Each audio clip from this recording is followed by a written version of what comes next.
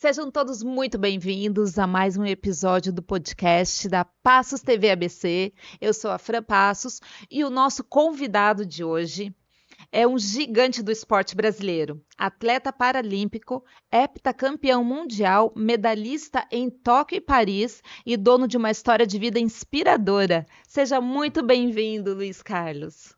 Eu que agradeço aí pela oportunidade de estar falando um pouco mais da minha história de vida, desse ano que para mim foi tão incrível, né, na canoagem, e muito obrigado pelo convite. Eu quero agradecer aos nossos patrocinadores. É verdade. Vamos lá. São as empresas que têm investido no nosso trabalho, têm acreditado na gente. Então assista aí o recadinho dos nossos...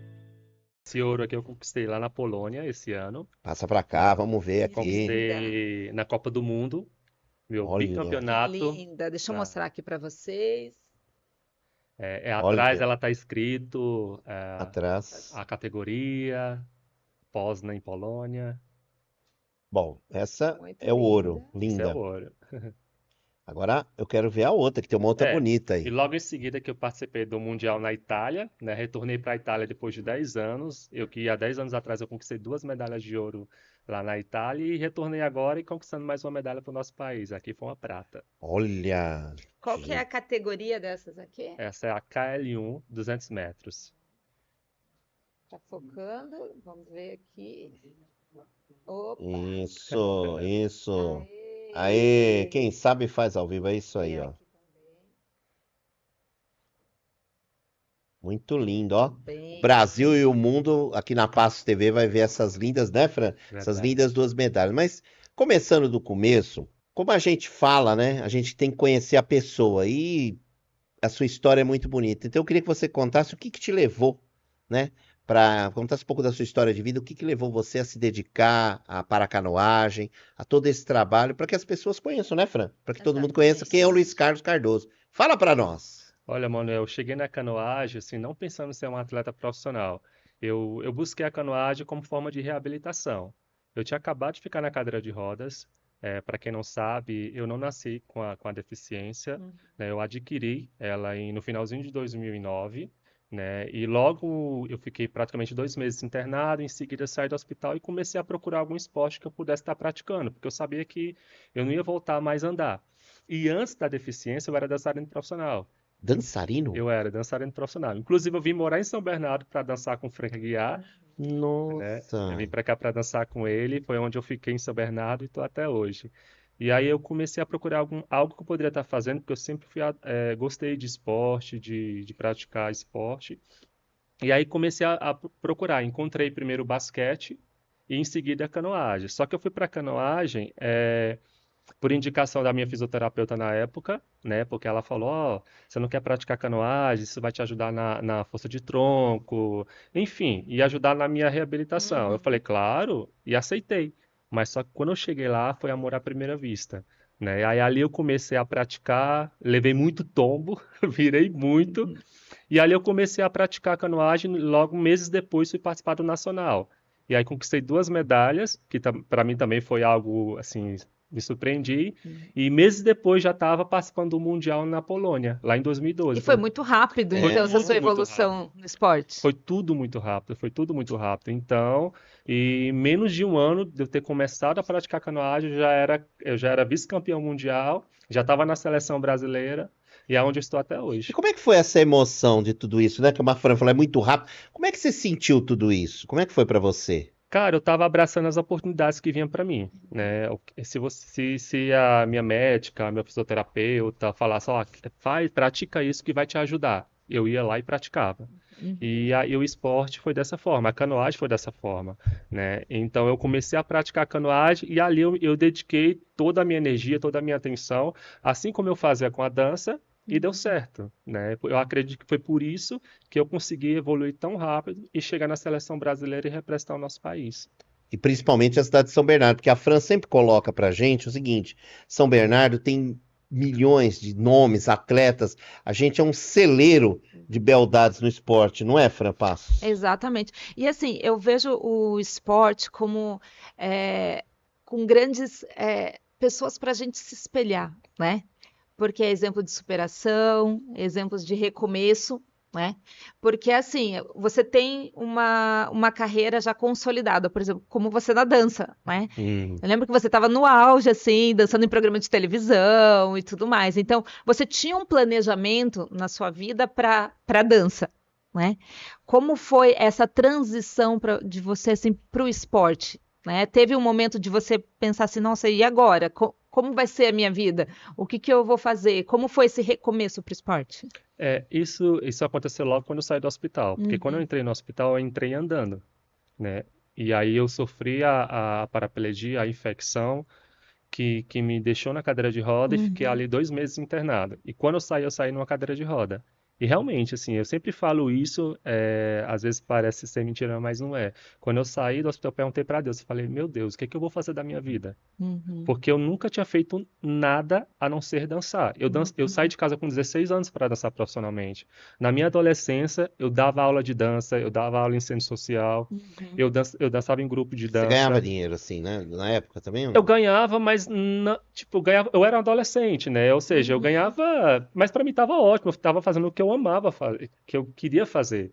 Quando eu saí de casa, realmente ali foi quando eu comecei, foi algo mais profissional.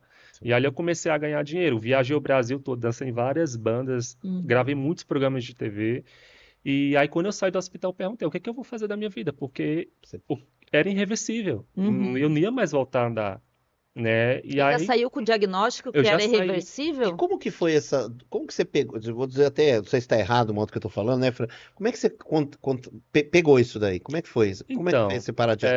Porque você era uma pessoa normal. sim, sim.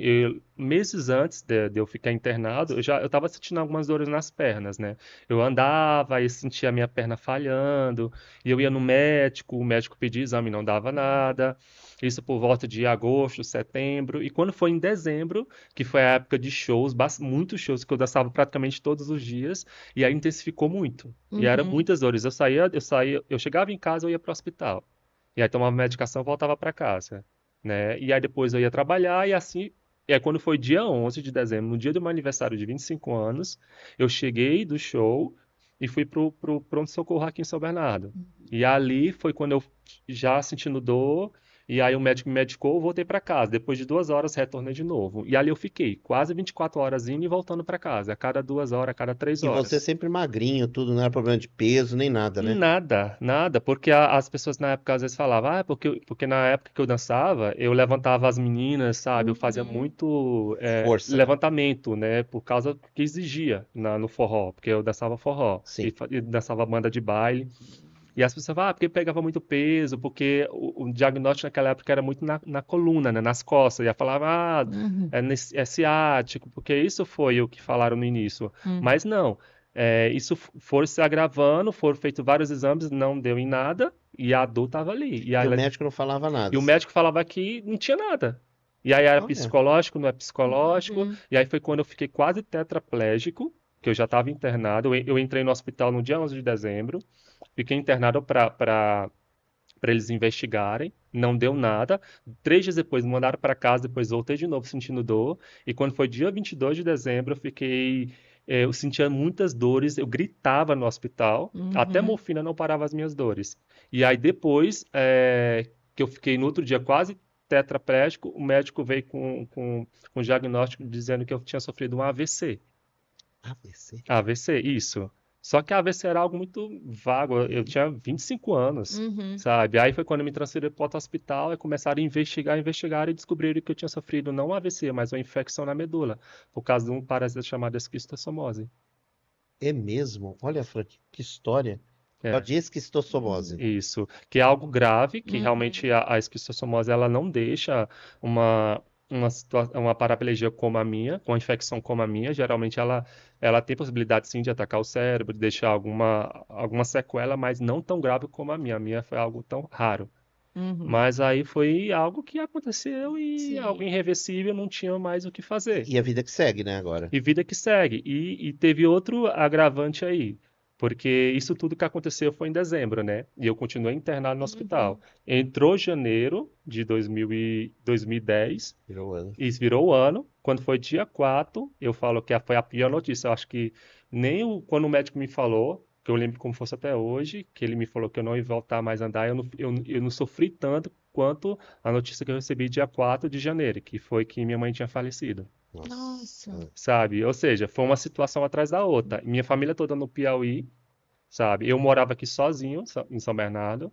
Eu tinha familiar no Rio de Janeiro, mas aqui eu morava sozinho. E aí minha mãe tinha falecido. Eu não podia ir ao Piauí, porque eu estava Uhum. internado, não tinha como eu sair. E eu só vim sair do hospital só em fevereiro, Isso. um mês depois. E aí foi quando eu fiz essa pergunta: o que que eu vou fazer da minha vida? E aí foi quando a canoagem apareceu. E aí foi assim, uma coisa maravilhosa, né? Porque aí Sim. você entrou de cabeça, né? E aí você já foi direcionado aqui em São Bernardo mesmo para começar na canoagem? Não, não. Ali eu Ah. comecei a minha reabilitação aqui em São Uhum. Bernardo, comecei a fazer fisioterapia, comecei voltei a estudar, né? Uhum. Algo eu tinha parado de estudar muito cedo, né? Voltei a estudar e aí comecei a procurar algum esporte, né? Além da fisioterapia. Aí foi quando eu encontrei o basquete. E aí, Uhum. em seguida, pela minha indicação da minha fisioterapeuta, eu conheci a canoagem aqui, no Parque Uhum. Estoril, né? E aí eu fui lá para conhecer, praticar, e aí comecei a fazer o basquete e a canoagem, os dois, né? Só que só começou a se tornar algo mais, se tornar maior, né? Foi quando eu fui para o campeonato e tal, e quando eu recebi a convocação da seleção. Aí eu tive que largar o basquete e para ficar só na Só na canoagem. canoagem. É. E como é que foi aí o teu início na canoagem com relação à rotina de treinos e tudo mais, né? Porque assim, a gente conhece, né? Já tem algum tempo, né, que eu te conheço e tudo. Eu sei que você é um rapaz muito dedicado e muito aplicado, né? Isso é bom, Sim, né? Em sim, tudo que faz, sim. faz com muita excelência, né? Conta um pouquinho pra gente aí dessa rotina aí de treinamento sua. Olha, no início foi bem complicado, viu? Porque eu sempre falo que o esporte de alto rendimento, ele não é algo saudável. Às vezes fala, não, porque é esporte. Esporte, sim, esporte é algo saudável, mas alto rendimento não. Ou Uhum. seja, o esporte de alto rendimento, ele vai levar seu organismo ao máximo, ao extremo. E é isso que acontece, né? Às vezes você vai para academia, faz uma malhada na academia, Uhum. malha 2 vezes, 3 vezes Uhum. por semana, ou vai todos os dias, mas aquilo, a gente não, a gente vai, leva e malha, às vezes, o mesmo músculo ali 3 vezes, 4 vezes por semana para fadigar mesmo. Uhum. E na canoagem não é diferente. A gente, às vezes, rema é, 12, 13, 14, 20, 21 quilômetros só num dia, sabe? E, às vezes, por semana, a gente tem que, às vezes, atingir uma carga de quilometragem para poder chegar preparado numa competição, que dura Uhum. em menos de 1 minuto, né? Porque 200 metros dura em menos de 1 minuto. Ou seja, a gente treina o ano todo, batalhando ali, treinando bastante, cuidando da alimentação e de tudo, para poder performar da melhor forma possível. E no início para mim foi complicado, né? Porque eu não estava acostumado. Tudo bem que a Uhum. dança exigia muito de mim, né? Só que a disciplina no esporte é maior do que na dança. Uhum. Sabe? Porque a atenção, você abdicar de sair de casa no final de semana, de às vezes estar com um familiar, de viajar, porque você tem que descansar. Às vezes, minha família às vezes cobra muito. Ah, porque você, minha irmã, porque você não veio para o Rio de Janeiro, tá? Final de semana. Eu Uhum. falei, não dá, porque eu tenho que descansar, Sim. sabe? E os amigos a mesma coisa, mas é algo que eu escolhi. Não dá pra ficar, por exemplo, esse negócio de balada, essas coisas, né, Luiz? Não, já, eu nem sei o que é isso. Já não sabe, né, Eu nem esse tipo sei o de que coisa. é isso. Agora, tem uma pergunta que eu quero te fazer. Como é que é a tua rotina do dia a dia? Já que você falou que é alto rendimento, como é que você levanta? Como é que é a alimentação? Esse tipo de coisa, só pra gente saber como é que Todos é. os dias eu acordo às 6 horas da manhã, né? Eu moro sozinho, Uhum. então ali eu já acordo, já tenho uma rotina, né, de fazer meu café da manhã, saio de casa às 7 para estar lá às 7h30, Uhum. e ali a gente já chega no treinamento, já chega se aquecendo, faz toda a parte de treino fora da água, aí depois vamos para a Uhum. água, a gente fica em torno de 1h30, 2 horas na água, depende do tipo de treino. Volta para casa, por exemplo, numa segunda-feira, volta para casa, descansa mais um pouco, almoça, descansa, aí vai para academia. Aí treina mais 2 horas. Todo dia Tô- academia. não, Tudo. são de 3 a 4 vezes por 3 ou 4 semana. vezes. E os dias que eu não estou treinando na academia, Uhum. ou eu estou no CPB, ou passando com psicólogo, ou fazendo massoterapia, ou fazendo físio. Ou seja, a gente tem atividade a semana toda. E a alimentação, como é que é? Eu estava perguntando. Você tem que comer muito cereal? Como é que é? Pode comer massa? Eu até brinco, né? Como é que é a alimentação de um atleta? Então, por incrível que pareça, assim, a gente tem que comer bem, sabe? Claro, a gente tem que comer bem, mas de forma saudável, né? A gente come bastante legume, muita fruta, que isso é essencial. Claro, toda a suplementação, porque quem faz o meu cardápio é meu nutricionista, Ah, ou seja, eu já tenho ali tudo certinho do que eu vou me alimentar, tal. Claro que nas férias às vezes a gente deixa, né? Como uma Uhum. besteirinha, tal, volta um pouco mais gordo, mas tudo bem porque a gente inicia, depois das férias já inicia a base, é onde a gente vai ter que queimar tudo aquilo, né, que a gente consumiu aí durante as férias. Mas tem sim, tem que fazer uma alimentação regrada para não ultrapassar. E até você falou do acompanhamento com psicólogo, né? Teve uma competição que eu vi da Rebeca Andrade, que antes de começar, ela falava para ela mesma: você consegue, você consegue. Então, assim, eu vejo que os atletas, além de ter um trabalho com o corpo, eles têm um trabalho muito forte na mente, né? Muita gente fala que o primeiro adversário que você vence é o da mente, né? Como que você trabalha isso para ter aquela concentração no início das competições? Você compete em mundiais, né? Então, assim, existe aquela pressão, nossa, isso aqui tá passando na televisão. Tem vários atletas aqui atletas conhecidos e tudo. Como que você consegue trabalhar a sua mente para ter o foco naquilo que você precisa executar? Olha, tudo isso é treinável, né? Eu tô com o meu psicólogo, a gente iniciou o trabalho, eu acho que no início, antes dos Jogos do Japão. Uhum. Porque, para quem não sabe, eu também sou psicólogo, eu me graduei em 2019, né? Eu fiz durante 5 anos aí, de 5 a 6 anos eu estudei, Uhum. e aí logo que eu finalizei eu já comecei a trabalhar com o Fabrício, né? Que é o meu psicólogo. Então, todo esse trabalho que a gente faz, o que a Rebeca faz lá, que Uhum. vocês viram na TV, isso aí a gente já treina no treinamento, sabe? Nos treinos ali todos os dias, a gente já pratica isso, né? De você visualizar a prova, de você visualizar o treinamento, que tipo de movimento você quer melhorar, sabe? O Uhum. foco, enfim, tudo isso a gente trabalha antes para quando chegar numa competição a gente já está treinado para isso, Uhum. né? A questão da ansiedade, para ela não estar tão alta, mas também não tão baixa, mas a gente virar a chavinha no momento certo, né? Eu falo para os meus amigos que eu fico mais ansioso quando eu estou assistindo a prova deles do que quando eu estou Uhum. competindo, porque eu estou tão focado, eu tô tão em mim, assim, no que eu tenho que fazer, eu converso muito comigo, e Uhum. às vezes a câmera pega eu falando assim, mas é o que eu Como a tô. Rebeca também faz, existe Exatamente, esse treino. exatamente. Que a gente ali, eu fico conversando, não, você vai entrar dessa forma, faz isso, vai largar assim. Aí eu fico ali concentrado no que está acontecendo você nem naquele vê o momento. Eu externo, não não. vejo, não vejo e não escuto, né? Mas tudo isso a gente treina no dia a dia, né? Uhum. Esse trabalho todo que aparece lá na TV, isso a gente geralmente faz no nosso cotidiano. Você sabe que eu vi uma vez o Augusto Cury, ele falando sobre isso, sobre a mente, né? Aí ele falava assim: a sua mente mente para você. Então Boa. você tem que condicionar ela para fazer o que você quer. Né? Porque senão a nossa mente, a tendência dela que ela tem é tentar nos proteger. Então ela vai dizer: não, não faça isso não, não vá, dá medo, né? Não, não, não se arrisca, A fuga, né? proteja seu corpo, não, não se arrisca e tal. E aí esse trabalho da mente é tão importante quanto o trabalho do corpo, né? De ficar repetindo ali para você mentalmente: não, você consegue, você vai fazer, você treinou para isso. E a questão da visualização. Total. Hoje muita gente fala sobre isso, né? Sobre Uhum. visualizar o que você quer, até mesmo para coaches falam isso, né? De Sim. você Uhum. ver o que você quer para sua carreira, para o seu trabalho, né? O que você quer conquistar na sua vida. E foi engraçado que a gente recebeu esses tempos aqui o Doguete, né, do BMX, e ele faz as mega rampa, né? Uhum. Aí ele falando assim: Fran, sempre quando eu chegava do treino, eu deitava e eu passava tudo aquilo na minha mente que eu fiz durante o dia. Tudo aquilo. Aí ele falou assim: então, assim, quando eu ia executar o movimento, eu tinha feito 5 vezes presencial, mas eu já tinha repetido 50.000 vezes na minha mente aquilo, né? Então, assim, a chance de errar o movimento quando você está focado, ele falou assim, era bem mínima, né? Porque de tanto que ele fez, executou aquilo na mente. Né? Aí eu falei, eu fiquei pensando nisso, falei assim, nossa, realmente, né? Às vezes a gente deixa de fazer alguma coisa porque a gente não acredita na gente, que a gente mesmo se sabota, né?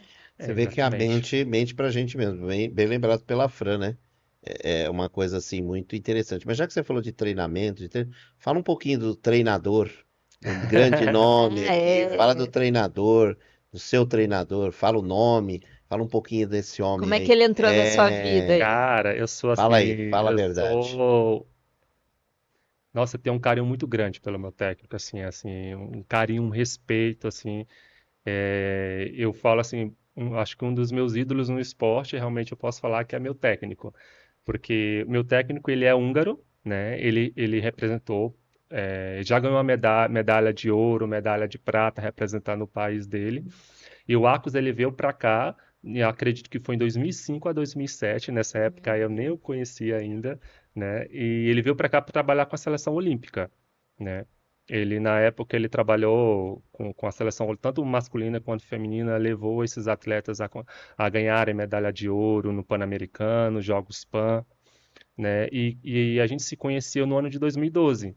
Né? Quando eu já tinha... Na verdade, eu conheci ele em 2011, quando eu comecei a praticar canoagem, porque quem me levou para a canoagem foi um ex-atleta dele, que na época era supervisor da canoagem olímpica, né? E esposo da minha fisioterapeuta, que era a Regina e o Sebastião Quatrin. E eles que me indicaram o Arcos, e o Arcos ele começou a me treinar no horário de almoço dele, porque na época ele era treinador da seleção olímpica, né? Ele treinava e ele tinha um intervalo aí no horário de almoço. Aí então ele terminava o treino com os atletas dele e ali ele começou a trabalhar comigo, né? Ou seja, ele acreditou em mim, ele acreditou no meu potencial, né? E ali a gente começou a conquistar. Foram cada ano conquistando medalhas, até em 2014, quando eu convidei ele para trabalhar só comigo, porque eu já tinha uma condição financeira, e aí eu convidei ele para trabalhar comigo. Ali a gente começou a trabalhar juntos e estamos até hoje. E ele, assim, hoje em dia ele não só tem eu, mas tem a Débora, tem o Giovanni, o Jean, atletas que sempre estão na seleção representando. O Giovanni agora conquistou a medalha de bronze no Mundial, né? Conquistou a medalha de prata. A Débora também conquistou a medalha de prata na Copa do Mundo. Ou seja, ele é um técnico que ele conseguiu ser um bom atleta e conseguiu transferir isso também para os atletas dele. Então eu tenho o maior respeito, o maior carinho assim por ele e fora o coração enorme que ele tem, porque eu lembro que na época da faculdade, por várias vezes na época eu estava sem carro, ele ia me buscar na faculdade para que eu chegasse em casa mais cedo para descansar para no outro dia estar treinando. Nossa, isso que é um técnico, hein, gente? Vocês ouviram aí? Ele ia lá, pegava ele na faculdade, trazia para ele descansar, para poder. Isso, parabéns, hein? Arcos, né? Arcos, parabéns, Arcos. Um abraço para você, porque realmente isso é amor mesmo, né? E olha só o exemplo que nós temos: ouro, prata, quer dizer, você é, como eu digo, é 10, é campeão. Isso é um orgulho para São Bernardo, né, Fran? E na equipe aqui de São Bernardo, então a gente tem quantos atletas aqui paralímpicos? Olha, na equipe de São Bernardo tem a Débora, que está com a gente desde 2018. Tem o Jean, né, que é de Mato Grosso do Sul, que veio para cá, porque aqui em São Bernardo a gente também tem um polo de treinamento da paracanoagem, né, que é um dos polos que no Brasil tem 3, né, e aqui em São Bernardo é um dos. E esses atletas vieram para cá para fazer parte do polo e acabaram ficando e quiseram se filiar a São Bernardo.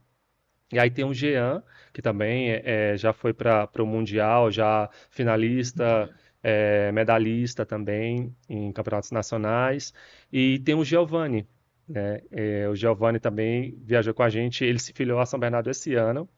E Giovanni, ele também tem uma medalha de prata lá no Japão, que ele conquistou na Paralimpíada do Japão, e aí ele veio para cá, para São Bernardo, e agora começou esse ano aí também conquistando medalha, tanto na Copa do Mundo quanto no Mundial. Então todos os atletas hoje de São Bernardo da Paracanoagem também são da seleção brasileira? Também são da seleção brasileira. Então a gente está num alto nível aqui em São Bernardo, né, na canoagem. Parabéns, hein? Parabéns mesmo. E agora os seus projetos futuros aí?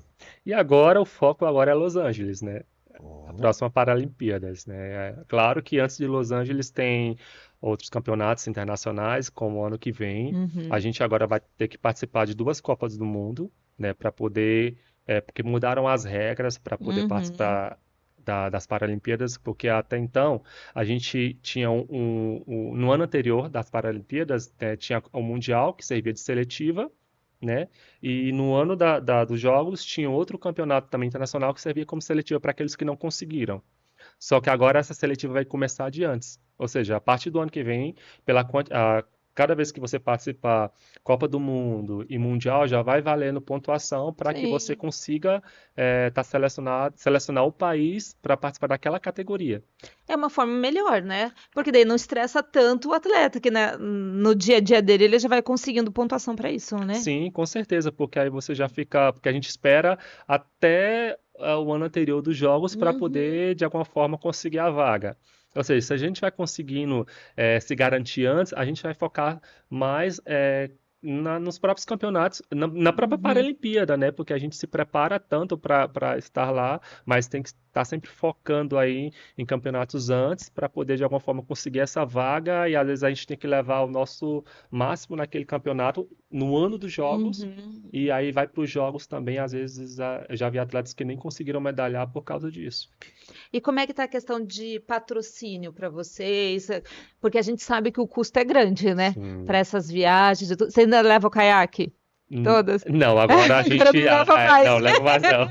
Porque você levava Tinha o viagem caiaque. que levavam o É. caiaque. Então, porque geralmente assim, nos campeonatos internacionais, geralmente as empresas dos caiaques, né, que geralmente a gente participa no mundiais e tal, eles são empresas que lá da Europa. E a maioria das competições é na Europa. Agora vai ter não vou dizer que é um problema, mas agora, como a gente vai ter que participar de 2 Copas do Mundo, e uma delas vai ser aqui na América, ou seja, a gente vai ter que agora levar talvez a nossa embarcação para lá. Ah, Né? Mas isso aí é a confederação com o Comitê Paralímpico. E com relação a patrocínio, graças a Deus eu estou bem, né? Ai, que Eu bom, já graças a Deus. amém. eu já Pode represento. chamar as empresas Pode aí, falar? pode Que dar o bom. apoio para Vamos fazer que nem um ratinho. Não, Pode falar, agradece aí. sim. Ele incentiva o esporte, a gente tem que falar, né? Exatamente. Vamos agradecer Com aqueles que nos certeza. patrocinam. Então, pode olhar para a câmera e agradecer aí. Claro, claro. Eu quero agradecer muito aí todo o apoio, carinho, assim, e claro, a parte financeira por acreditar no esporte paralímpico, a Caixa Econômica Federal, o time São Paulo, né, o Comitê Paralímpico Brasileiro, né, e claro, São Bernardo do Campo que nos apoia, a própria confederação também, né, que de alguma forma eles incentiva, patrocina os atletas, né, cria esses polos de treinamento para que os atletas possam se desenvolver e para chegar e performar da melhor forma possível nos campeonatos internacionais e todos aqueles apoios que a gente tem aí durante o ano que nos ajudam e que é por causa deles também que a gente hoje está aqui, consegue viver só do esporte. É porque eu ia te perguntar isso. Você consegue viver, porque todo mundo tem que trabalhar, sei lá, cada um na sua profissão. E você consegue, então, hoje, sobreviver do que você ganha do esporte, né, Fran? É importante isso, né? Sim, sim. Fala aí. Graças a Deus eu consigo. Você Hoje, paga o teu aluguel, o teu carro, tudo do esporte. tudo, né? A gente acaba gastando muito porque tem a questão da alimentação, suplementação que é muito cara, né? E a gente realmente tem que ter, não é só questão de ir lá treinar, uma adaptação, um barco, um remo, mas é um todo, né? Ou seja, é um equipamento, o atleta está ali para ele poder performar, de alguma forma ele tem que ter uma estrutura Sim. que impulsione isso, né? E graças a Deus é isso que o patrocinador faz, né? Quando ele patrocina o atleta, ele faz com que aquele atleta consiga focar totalmente no seu trabalho, né? E ficar despreocupado em como é que ele vai, Sim. mês que vem como é que ele vai para uma competição, mês que vem como é que ele vai conseguir se alimentar se ele não trabalhar, porque tem muitos atletas que têm 2 empregos, sabe? Às vezes ele tem o esporte, que ali acaba sendo um trabalho. E é um e ele- trabalho. Exatamente, aí ele tem que ter outro para poder conseguir manter esse trabalho. Ou seja, seria muito bom se o atleta pudesse somente se dedicar àquilo, Sim. né? 100% ao esporte, né? E como ele 100%. falou, não precisa ter outro trabalho, né? Que Exatamente. nem, graças a Deus, você, com os agradecimentos que você fez, os seus patrocinadores, você, graças a Deus, vive disso. Você não Sim. precisa trabalhar em outra coisa. a gente fica triste. Eu espero que os nossos governantes, aí eu digo, que invistam bastante nos nossos atletas, porque é a beleza do Brasil, é o que mostra a confiabilidade. Falar, ó, o nosso Brasil, qualquer dos esportes está bem representado. Agora, você sabe que eu vou fazer uma brincadeira aqui? Ai, meu Deus. Pronto, quando ela fala, Ai, ela já meu até, eu vi Deus. até com a minha mãe, ela com aquela olhada de lado, mas você sabe o que eu ia Se falar? Eu me comporta. comporto. Ó, vocês estão vendo a chefe aqui, ó. Eu ia te falar o seguinte, você sabe que eu sempre tive vontade de entrar naquele barquinho, sabe aquela canoa? Caiaque? No caiaque, né? Ah. Eu sempre, obrigado, viu, gente? Eu sempre tive vontade de entrar no caiaque, mas do jeito que eu sou meio pesadinho, você já imaginou eu sento lá, ó o gordinho afundando, ó o gordinho afundando. Eu sempre tive vontade, deve ser muito emocionante. Conta aí, não é? Olha, Eu sempre quis, sabia, Fran? É verdade, é isso que eu ia falar. mas tem vários tipos de caiaques, né? Tem o caiaque profissional, que realmente é um caiaque que ele é bem estreito, realmente, assim, para você, porque quanto mais estreito, melhor, mais veloz ele é, Eu sou né? meio. Então, aí, mas tem outros caiaques, tem caiaques maiores também, não é caiaques profissionais, que dá para, o que você não pode deixar de remar. Que É, você não pode deixar de vivenciar isso, que isso cara, é uma coisa maravilhosa. Você poder o estar vento, né? ali Aquela com coisa o que. vento, o pôr do sol, a meio da natureza, os pássaros, quando você está remando, assim, aquele monte de pássaros subindo, sabe? O barulho da água, o barulho das árvores, tudo isso é maravilhoso. Você é um homem realizado? Total, total. Eu amo o que eu faço, sabe? Eu sou muito privilegiado porque é, antes da deficiência, eu fiz a dança, que era algo que eu amava muito fazer. Eu amava dançar. E agora com a canoagem. É tão assim que eu ainda tô ainda aqui, né? Depois de quase 13 anos de seleção, 14 anos de canoagem, eu ainda estou aqui, Uhum. né? Porque muitos dos atletas que começaram comigo lá, entraram na seleção em 2012, 2013, eles não estão mais, sabe? E até atletas que medalharam comigo lá há 10 anos atrás, eles não estão mais subindo no pódio. Uhum. Ou então já aposentaram, não conseguem mais para a final. E além de eu estar aqui, ainda estou conseguindo ainda subir no pódio, ainda conseguindo performar da melhor forma possível. E o seu maior sonho hoje? Ganhar uma medalha de ouro nas Paralimpíadas, que é o que está faltando no meu currículo. E por Nossa. falar em Paralimpíadas, a gente viu assim nos últimos anos tem crescendo o número de atletas, né? A nossa delegação está ficando cada vez maior, né? Hum. Como que você vê assim esse crescimento aí dos atletas, né? Esse investimento, né, na Paralimpíada também. Eu acho que é o próprio Ministério do Esporte que ele está fazendo Uhum, isso, sabe? Esse investimento que vem no Ministério do Esporte, de investir no Comitê Paralímpico, para que o Comitê Paralímpico possa estar investindo nas modalidades e de alguma forma desenvolvendo o esporte paralímpico, que vem crescendo essa quantidade de uhum, atletas, a jovens estão praticando o esporte, que eu acho que esse crescimento vem disso, sabe? Porque lá em cima tem alguém que está investindo e de alguma forma isso está sendo distribuído, né? E principalmente na paracanoagem. A gente teve, nas Paralimpíadas do Japão, a gente conseguiu 3 medalhas e agora a gente conseguiu 4. Você tem ideia, agora no último Mundial, a gente conseguiu mais medalhas do que o ano passado. Ou seja, você vai vendo a evolução também. Sabe, da paracanoagem, e a gente por mais que o nosso esporte seja um esporte europeu, né, porque eles ali têm muito da canoagem quando nasce, ali uhum, deles praticarem, de investimentos que eles têm, para nós aqui é futebol, para eles é canoagem, sabe? Mas a gente também é uma grande potência na paracanoagem lá fora, sim. sabe? E eles também se inspiram na gente aqui no Brasil por querer saber como é que o Brasil está fazendo por ter tantos atletas aí, por ter Uhum, tanta gente praticando a paracanoagem. uhum. Isso é bonito de ver. Luiz, como é que foi para você, particularmente, voltar depois de 10 anos competindo na paracanoagem na cidade de Milão, lá na Itália? Como é que foi esse? Conta para nós, né? Acho que a gente quer. Cara, O povo quer saber. foi incrível, Então foi conta incrível. tudo e não me esconda nada para Foi nós. incrível porque lá em Milão, há 10 anos atrás, até 2014 eu estava focado para competir as Paralimpíadas de 2016 na canoa, né? Uhum. Porque a minha primeira medalha em mundiais foi na canoa. E ali eu estava focado, treinando, competindo na canoa, competindo e ganhando medalha. 2014 ganhei um mundial na Rússia, na canoa, Uhum. e ali estava como nome para poder ganhar a medalha em 2016 na canoa.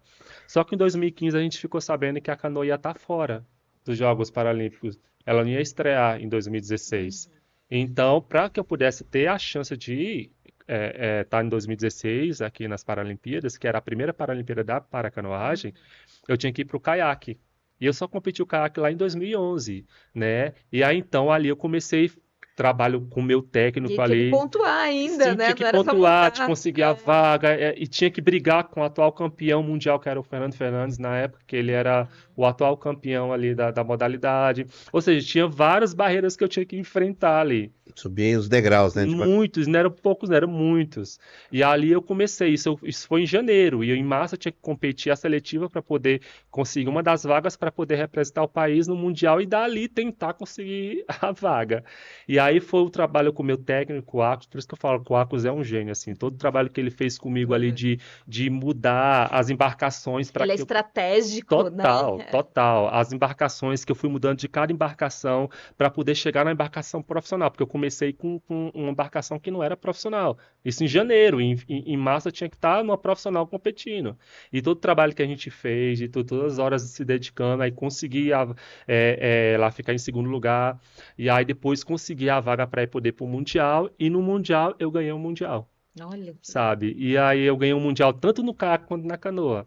Ou seja, para mim foi um marco, assim, porque foi algo inédito, não só para mim, mas para a paracanoagem brasileira, porque nunca ninguém tinha conseguido duas medalhas de ouro no Mundial, sabe? Ali eu conquistei duas medalhas, e depois de 10 anos retornar lá, naquele mesmo lugar, naquele mesmo local onde eu tive todos os meus medos, ansiedades, o receio de tudo que eu estava passando, sabe? De não saber o que ia acontecer, e retornar lá e subir naquele pódio novamente depois de 10 anos, com uma configuração totalmente diferente de pódio, porque eram outros atletas que estavam comigo ali. Para mim foi uma realização muito grande, sabe? Poder retornar lá e ainda mais conseguir mais uma medalha. todo mundo tem um ídolo, né? Pra você, fala uns dois ídolos seus no esporte. Do esporte, você fala da canoagem ou do esporte? Pode ser um do esporte e um da canoagem.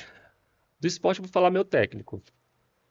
Meu técnico, assim, eu tenho um carinho muito grande, eu me inspiro muito nele, assim. O meu técnico, assim, é um cara que, assim, eu tenho um amor, um carinho muito grande por ele.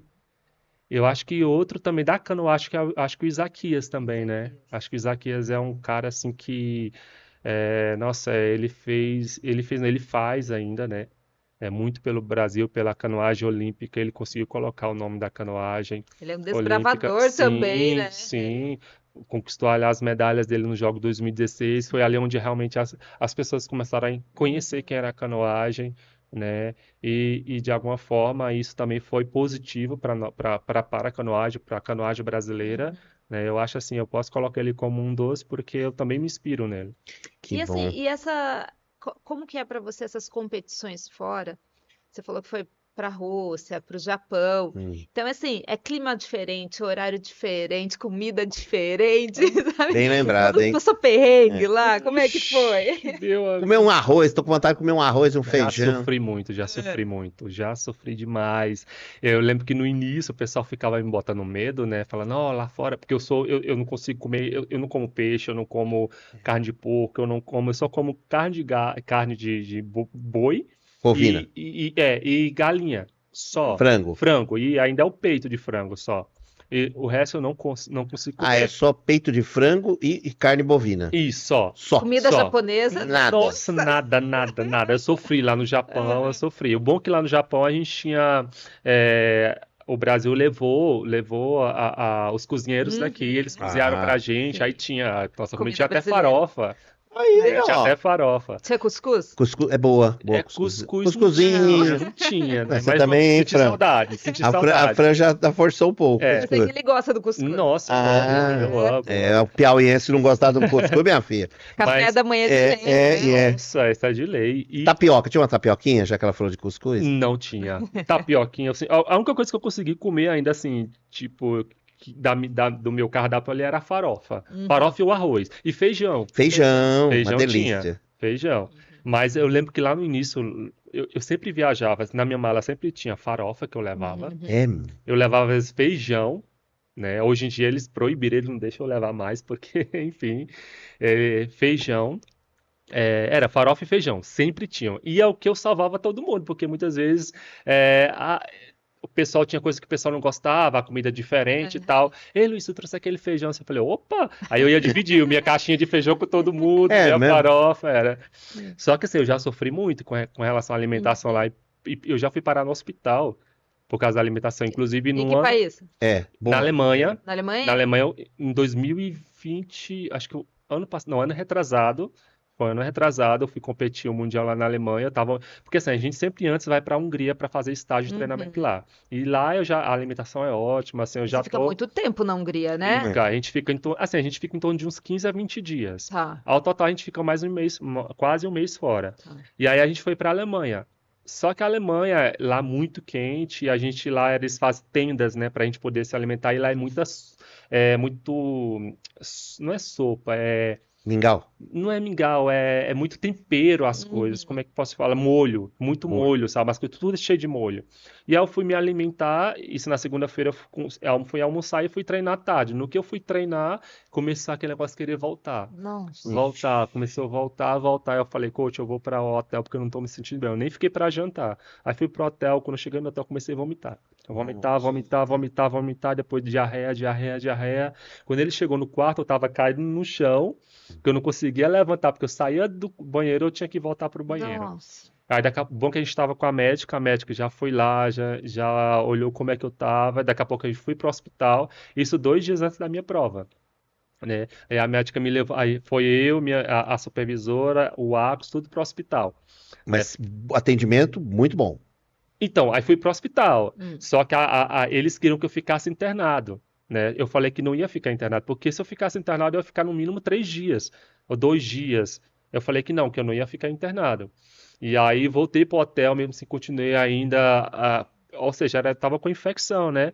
E aí fiquei o outro dia todo vomitando, muito mal, não consegui E essas treinar. infecções tem que esperar o corpo respondendo, tem prazo pra isso, né, do corpo. Exatamente, eu ali perdendo líquido, eu sei que no terceiro dia eu já estava melhor, não conseguia me alimentar, e consegui beber água e fui competir. Eu lembro que na hora que eu fui competir, eu apertava o remo e não sentia o remo, até o vento doía meu corpo, sabe? Até o vento. Tava bem mal, hein? Eu tava muito mal, eu tinha perdido uns 3 quilos, sabe?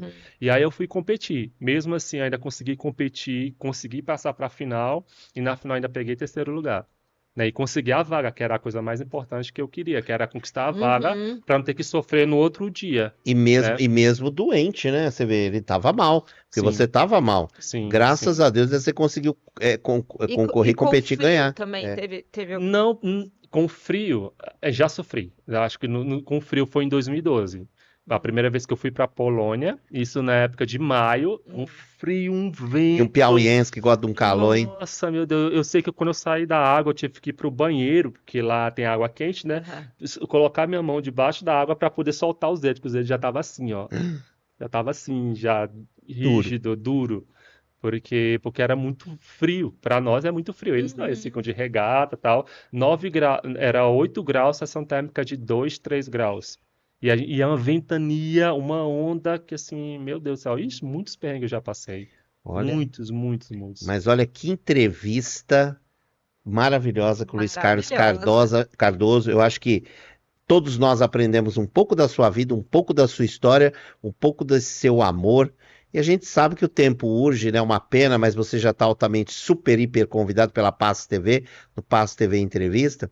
Então a gente só tem que agradecer e falar para você deixar, né? Quer fazer uma pergunta? Então vai, então fala, antes de eu falar isso. Porque eu tô curiosa para saber do nosso centro de canoagem aqui em São Aí, a Bernardo. pergunta, tá vendo? Ó, vamos lá. A gente recebeu aqui o secretário de esportes, falou que, olha, tem informação nova sobre isso, né? Hoje o Luiz Carlos, ele treina, né, na Associação dos Funcionários Públicos de São Bernardo, mas tem uma notícia boa aí do nosso centro de canoagem, não tem? Estamos aguardando. A gente está aguardando ainda, realmente. A gente ainda não conseguiu ir para o centro porque está faltando um deck, porque como a represa baixou demais, eles fizeram um deck, fizeram a rampa, maravilhosa a rampa, e só que como a represa baixou muito, não dá para a gente chegar até a água, né? Ou seja, precisa colocar um deck, mas a gente voltou do Mundial agora e a gente viu que tá mais baixo ainda de quando a gente saiu daqui. Então agora a gente vai sentar com o secretário para perguntar como é que vai ficar, para saber se realmente vai dar para colocar esse deck ou não, né? Enfim, a gente também tá sem saber de como vai ser, mas a gente tá louco, desesperado para inaugurar logo esse centro. E ali a qualidade da água é melhor, a condição de treinamento para vocês é melhor, né? Total, total. O centro é maravilhoso, assim. A gente tem ali um galpão, banheiro do lado, sabe? Tem uma piscina enorme que dá pra gente trabalhar com iniciação também, sabe? Academia ali do lado, porque a gente treina lá na náutica, a água, e aí a academia a gente faz um centro, né? Aqui no centro, que dá mais ou menos uns 15 minutos de distância. Ou seja, ter tudo ali próximo ali vai ser muito bom pra nós. Ah, então tá bom, tá vendo? Falou novidade. Tá Então bom. agora, né, com a minha querida parceira e chefe aqui que falou, então a gente só tem que, eu volto a dizer, repetir mais uma vez, agradecer a tua presença, você já está altamente convidado para voltar aqui na nosso Passo TV Entrevista. Eu queria que você deixasse aí o seu recado ali para os seus admiradores, seus fãs, milhões aí no seu Instagram. Fala também o seu Instagram. Fique à vontade. Bom, primeiro eu quero agradecer a vocês, tá, pelo convite. Obrigado, Manuel. Prazer te conhecer. A Fran eu já conheço aí há algum Obrigada. tempo. Obrigado pelo convite. Super gostei. Meu primeiro podcast. Eu nunca tinha participado. Ó, tamo junto. Muito Não bom. traumatizamos você. Foi super divertido, foi muito legal, né? E quero agradecer. E claro, vou deixar aqui minhas redes sociais, né? Luiz Carlos para Canoagem. Então vão lá no Instagram, Facebook também é Luiz Carlos. Então vão lá, sigam muito, tem muitos vídeos, muita novidade vai vir aí pela frente, várias matérias também vai sair agora. Então vamos lá curtir. E é isso. Então pratiquem esporte, curtam a canoagem, torçam pelos nossos atletas e, claro, né, remem. Remem. Muito obrigada, Luiz. Foi um prazer ter você aqui. Tenho certeza aqui que o pessoal vai gostar demais desse bate-papo, viu? Muito obrigada. E para você que nos acompanhou até aqui, está aqui no YouTube, não esquece de curtir esse vídeo, deixa lá o seu comentário. Nós estamos preparando aqui uma série de podcasts com gente do esporte, a gente vai trazer aqui muitos atletas, né? Começamos aqui com o Luiz. Então, se você quer ter alguém aqui com a gente, participando do nosso podcast, deixa aqui nos comentários. Fala, Fran, traz aqui esse atleta que a gente vai atrás, a gente vai trazer aqui para bater um papo, que eu sei que o esporte é muito importante, né? O esporte, ele muda a vida das pessoas. Também não esqueça de compartilhar. Quando você compartilha, o YouTube entende que esse conteúdo é importante, então ele manda para mais gente. Então vamos lá, curtir, compartilhar, comentar, ativar o sininho, faz o processo todo. Também passa aqui no nosso canal, a gente tem outras entrevistas, outros bate-papos aqui muito legais para vocês acompanharem. Tá bom? Muito obrigada e até a próxima, gente. Tchau.